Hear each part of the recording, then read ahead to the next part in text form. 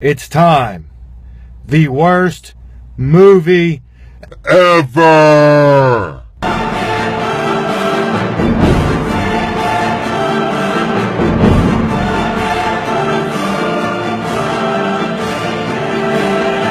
The worst movie ever is American Soldiers. This thing was released in 2005.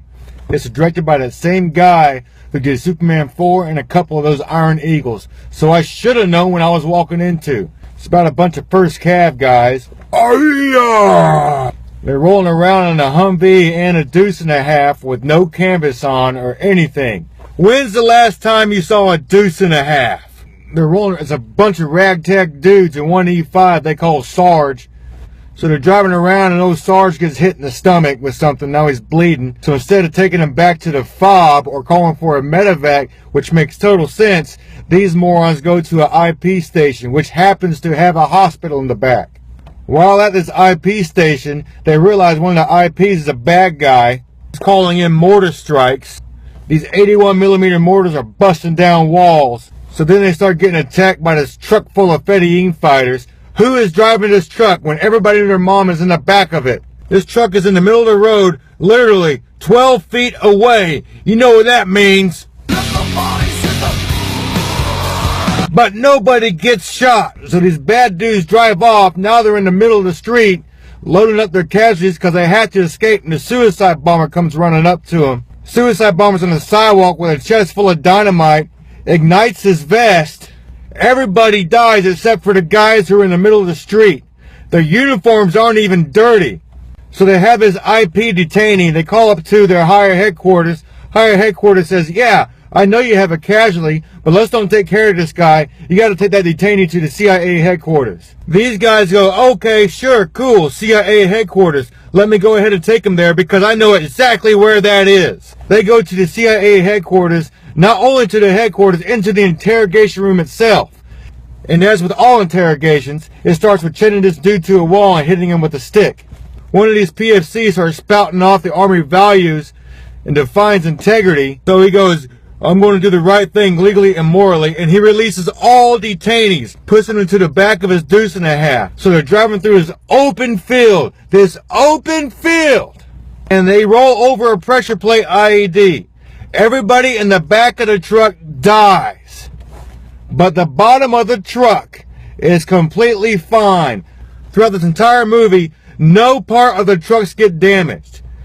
You know, you can look at a Humvee and that thing will have a class 3 oil leak and a missing tire. This is the most unrealistic movie I've ever seen.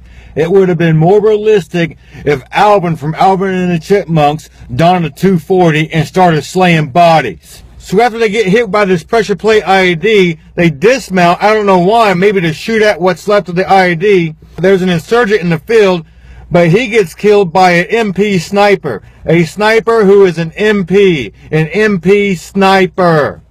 So then they all go to this gravel pit where they're completely out of ammo now, and there's these 30 Fedayeen fighters. They get rushed by these fighters. These fighters are armed with AKs and everything else, but they don't shoot a single round because they use the AKs as a bat. And of course, the American soldiers win by this big soap opera of knives and bloodlust. It's just absolutely ridiculous.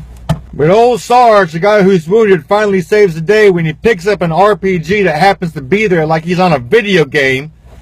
And he shoots it at this guy who's popping mortars off 20 feet away. He ends up taking one to the chest and getting killed. After small arms fire, indirect fire, IEDs, hurricanes, you name it, not one Humvee was broken, not one uniform is dirty.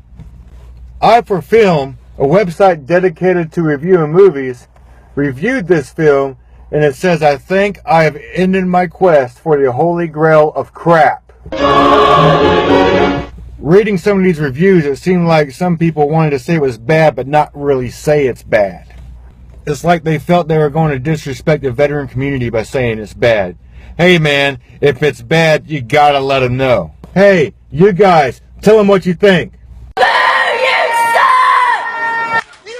suck! You suck! This movie was filmed in Canada.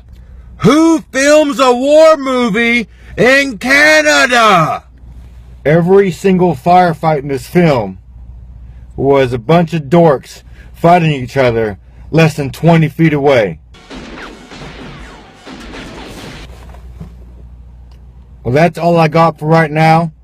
And now you know why.